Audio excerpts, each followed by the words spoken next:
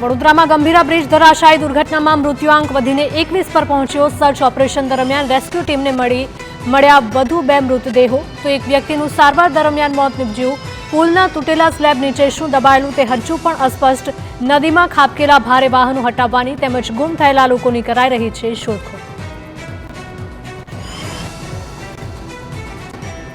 Gambhira bridge પરથી નદીમાં ખાબકેલું sulphuric acid ભરેલું ટેન્કર હજુ પણ ડૂબેલું। એસિડ ભરેલા ટેન્કરના કારણે તંત્રને સર્ચ ઓપરેશનમાં આવી રહી છે મુશ્કેલી। ટેન્કર ખસેડાયા બાદ નીચે હદભાગી દબાયેલા છે કે નહીં તેની જાણકારી મળશે। એસિડ ભરેલા ટેન્કર સહિત અનેક વાહનો ખાબક્યા હતા નદીમાં।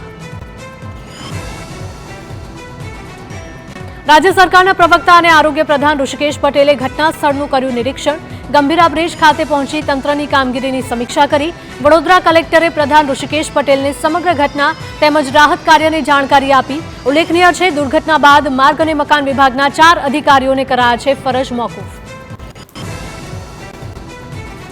દુર્ઘટના સ્થળના નિરીક્ષણ બાદ ઋષિકેશ પટેલનું નિવેદન કહ્યું કે ઘટનાનું તમામ લોકોને દુઃખ અને શોક છે। આજે કામગીરી લગભગ પૂર્ણતાના આરે છે। બ્રિજનું મેન્ટેનન્સ થયું હતું, ક્યાંક અધિકારીઓની ચૂક થઈ હોવાનું જણાવ્યું। 30 દિવસની અંદર આખી તપાસ પૂરી કરી જે પણ પગલાં લેવાના થશે તે સરકાર ચોક્કસ લેશે। ગંભીરા બ્રિજ દુર્ઘટના બાદ અત્યાર સુધીમાં નદીમાંથી 5 વાહનો બહાર કઢાયા, જેમાં 2 ટ્રક, એક ઇકો કાર, એક રિક્ષા અને એક પિકઅપ વાન હતી, જ્યારે સલ્ફ્યુરિક એસિડ ભરેલું એક ટેન્કર તેમજ 2 બાઇક હજુ પણ નદીમાં ગરકાવ। પુલનો નદીમાં ખાબકેલો સ્લેબ ખસેડાયા બાદ જાણી શકાશે કે અન્ય કોઈ વાહન નીચે દબાયેલું છે કે નહીં।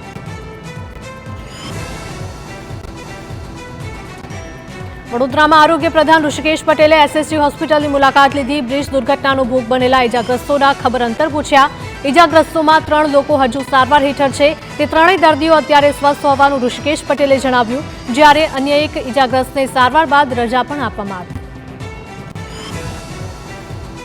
વડોદરામાં એસએસજી હોસ્પિટલની બેદરકારી છતી થઈ। આરોગ્ય પ્રધાન ઋષિકેશ પટેલની મુલાકાત પહેલા જ હોસ્પિટલમાં સમારકામ કર્યું। વોર્ડમાં પડેલા ગાબડા અને ઉખડેલી ટાઇલ્સો રિપેર કરવામાં આવી। ગંભીરા બ્રિજ દુર્ઘટનામાં ઘાયલોના ખબર અંતર પૂછવા માટે પહોંચ્યા હતા આરોગ્ય પ્રધાન ઋષિકેશ પટેલ। વડોદરાની ગંભીરા બ્રિજ દુર્ઘટના બાદ આક્રોશનો માહોલ। બ્રિજ સારો હોવાના નિવેદન મુદ્દે સસ્પેન્ડેડ ઇજનેર નાયકવાલાની જાહેરમાં ઝાટકણી કાઢવામાં આવી। જિલ્લા પંચાયત સભ્ય હર્ષદસિંહ પરમારે કહ્યું કે તમારા જેવા ભ્રષ્ટ અધિકારીઓના પાપે આવી દુર્ઘટના બને છે। જિલ્લા પંચાયત સભ્યએ ઉધડો લેતા નાયકવાલા ત્યાંથી ભાગ્યા હતા। બનાસકાંઠામાં જર્જરિત બ્રિજ અંગેના TV9ના અહેવાલ બાદ વહીવટીતંત્ર હરકતમાં આવ્યું। બનાસકાંઠાના તમામ બ્રિજનું તાત્કાલિક સ્ટ્રક્ચરલ સેફટી ઓડિટ કરવા માટે કલેક્ટરે આદેશ આપ્યા છે અને 1 મહિનામાં તમામ વિગત સાથે રિપોર્ટ સબમિટ કરવા સૂચના। તો કોઈ પુલ જર્જરિત અને જોખમી હાલતમાં જણાશે તો તેને તાત્કાલિક બંધ કરાશે। ગંભીરા બ્રિજ દુર્ઘટના બાદ અમદાવાદ જિલ્લાના તમામ બ્રિજના ઇન્સ્પેક્શનના અપાયા આદેશ। કલેક્ટરે R&B હસ્તકના 18 અને પંચાયત વિભાગના 11 બ્રિજના ઇન્સ્પેક્શનની સૂચના આપી। નેશનલ હાઈવે હસ્તકના 5 બ્રિજની પણ થશે તપાસ। નવો બ્રિજ બન્યા બાદ જૂના બ્રિજનો ઉપયોગ ન થાય તેની તકેદારી રાખવા પણ સૂચના અપાઈ। ગંભીરા બ્રિજની દુર્ઘટના બાદ જૂનાગઢમાં દોડતું થયું તંત્ર। જિલ્લાના જર્જરિત બ્રિજ અંગે માર્ગ મકાન વિભાગે તપાસ હાથ ધરી। ધંધુસર ગામ નજીકનો ઉબેડ નદી પરનો બ્રિજ બિસ્માર બનતા ભારે વાહનોની અવરજવર પર પ્રતિબંધ મૂકવામાં આવ્યો। સ્થાનિકોના મતે બ્રિજના અનેક ગાળા જર્જરિત થઈ ગયેલી હાલતમાં। વર્ષ 2023માં ઉબેડ બ્રિજ ધરાશાયી થયો હતો, ત્યારે પાઇપ નાખી સમારકામ બાદ બ્રિજ ફરી શરૂ કરાયો હતો। બ્રિજ નવો બનાવવા 2 વર્ષથી સરકારમાં દરખાસ્ત કરાઈ છે, પરંતુ વહીવટીતંત્ર મંજૂરી ન મળતા બ્રિજનું કામ ટલ્લે ચડ્યું છે। ગંભીરા બ્રિજ દુર્ઘટના બાદ તંત્રએ તાત્કાલિક કામગીરીની ખાતરી આપી। રાજકોટમાં ઉપલેટાથી પસાર થતી મોજ નદી પરનો બ્રિજ અત્યંત જર્જરી હાલતમાં છે। દિવાલમાં તિરાડો પડી તો સળિયા પણ દેખાવા લાગ્યા। તંત્રએ માત્ર ભારે વાહનોની અવરજવર પર પ્રતિબંધ મૂકી સંતોષ માની લીધો। બ્રિજ ધરાશાયી થવાના આરે છે, ત્યારે તાત્કાલિક સમારકામની માંગ। મોટી સંખ્યામાં ખેડૂતો ખેતરે જવા માટે બ્રિજનો ઉપયોગ કરે છે। ઉપલેટાથી રાજકોટ તરફ જતા વાહન ચાલકોને બ્રિજ પરથી પસાર થતા અકસ્માતનો ભય રહે છે। તાત્કાલિક ધોરણે બ્રિજનું સમારકામ થાય તો લોકોને 5 કિલોમીટર દૂરથી ફરીને ન જવું પડે। દાહોદ પાસેનો મડાવાવ બ્રિજ અતિ બિસ્માર હાલતમાં છે. બ્રિજની જાળવણી રાખવામાં તંત્ર નિષ્ફળ રહ્યું. બ્રિજના પાયા ધોવાયા છે તો દિવાલો પર તિરાડો પડી અને સળિયા દેખાવા લાગ્યા. મધ્યપ્રદેશ તેમજ ગુજરાતને જોડતો મુખ્ય બ્રિજ હોવાથી મોટી સંખ્યામાં વાહન ચાલકો અહીંયાથી થાય છે પસાર.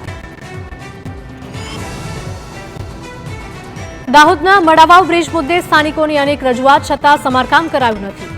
માત્ર ઉપરથી ખાડા પૂરી તંત્રએ સંતોષ માની લીધો. નક્કર કામગીરી ન થતા સ્થાનિકોને વડોદરા જેવી દુર્ઘટના સર્જાવાનો સતત ભય સતાવી રહ્યો છે. વહેલી તકે યોગ્ય સમારકામની લોકોની માંગ. વલસાડમાં વડખંભા પાસે પાર નદી પરનો બ્રિજ જર્જરિત બન્યો છે. 30 વર્ષથી જૂના બ્રિજ પર મસ્ત મોટા ખાડા પડ્યા છે તો બ્રિજના રસ્તા પર સળિયા પણ દેખાવા લાગ્યા. તો વરસાદના સમયમાં ખાડાના કારણે અકસ્માત થવાની ભીતિ. કોઈ દુર્ઘટના પહેલા આ બ્રિજનું સમારકામ ઝડપથી થાય તેવી લોકોની માંગ. નવસારીમાં નેશનલ હાઈવે પર ખાડાઓ મુદ્દે કોંગ્રેસ આક્રમક. વાંસદાના કોંગ્રેસ ધારાસભ્ય અનંત પટેલે વિરોધ નોંધાવ્યો. બોરિયાવ ટોલનાકા પર રોડ નહીં તો ટોલ નહીંના નારા સાથે ચક્કાજામનો પ્રયાસ કર્યો. કોંગ્રેસ કાર્યકરો અને પોલીસ વચ્ચે બોલાચાલી પણ થઈ. અંતે પોલીસે કોંગ્રેસ નેતાઓ સાથે કરી સમજાવટ. સોસાયટીમાં મારામારી દરમિયાન બેફામ શખ્સોએ કારના કાચ તોડી મારામારી કરી હતી. પથ્થર, લાકડાના ફટકા અને બેટથી લોકોને પણ માર માર્યો હતો. આ સમગ્ર મામલે લસકાણા પોલીસે રાઉટિંગનો ગુનો નોંધી તપાસ હાથ ધરી.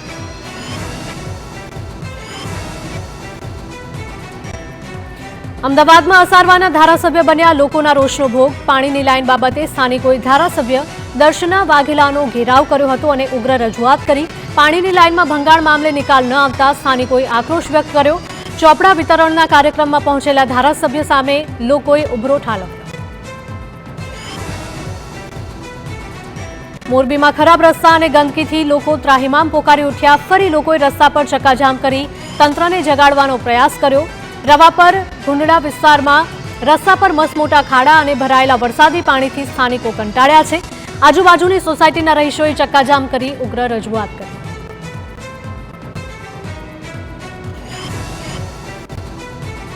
રવાપર ગુંડડા વિસ્તારમાં ગટરના પાણી ઉભરાતા ગંદકીની પણ સમસ્યા વિકટ બની. વારંવાર રજૂઆતો છતાં તંત્રના પેટનું પાણી પણ નથી હલી રહ્યું. હવે સ્થાનિકો નિરાકરણ ન આવે ત્યાં સુધી વિરોધ કરવા મક્કમ બન્યા. ચક્કાજામ બાદ તંત્ર સફાળું જાગ્યું અને યોગ્ય કામગીરીની ખાતરી આપતા મામલો થાળે પડ્યો.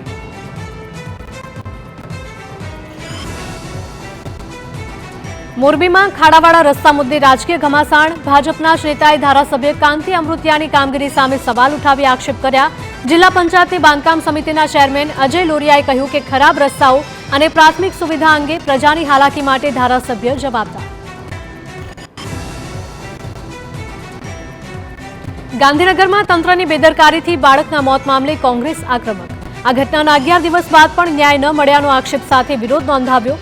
પરિવારજનો સાથે કોર્પોરેશન ઓફિસ પહોંચી જવાબદારો સામે કાર્યવાહીની માંગ કરી.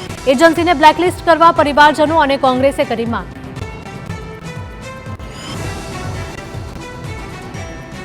ભાવનગરના રસ્તા પર ઠેર ઠેર ખાડા, ગંદકી, જળભરાવ અને રખડતા ઢોરની સમસ્યા. પ્રજા ત્રસ્ત બની છે ત્યારે મેયર ભરત બારડે કડક વલણ અપનાવ્યું અને સરકારી કર્મચારીઓને ટકોર કરી.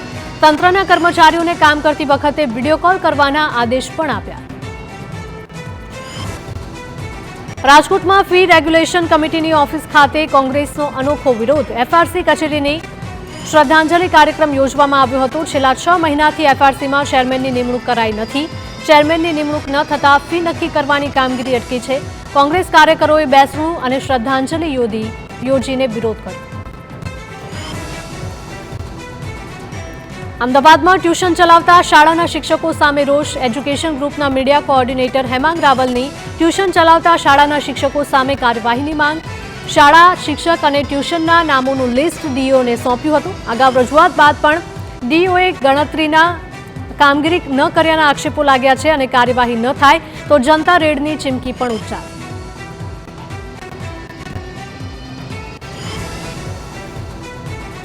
ભાવનગરના બગડ બ્રિજની હાલત પણ જર્જરિત. મહુવાના બગદાણીમાં બગડ નદી પર આવેલો બ્રિજને સમારકામની જરૂર છે. ઠેર ઠેર ખાડા અને વરસાદના કારણે કીચડ ફેલાયેલું. પસાર થતા લોકોને પણ ભારે હાલાકી વેઠવી પડી રહી છે. સ્થાનિકો માંગ કરી રહ્યા છે કે બ્રિજની હાલત સુધારવામાં આવે.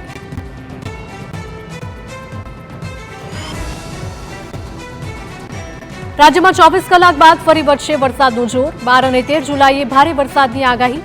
દક્ષિણ ગુજરાતના જિલ્લાઓમાં વરસાદની શક્યતા તો અમદાવાદ અને ગાંધીનગરમાં ગાજવીજ સાથે છૂટાછવાયા વરસાદની સંભાવના।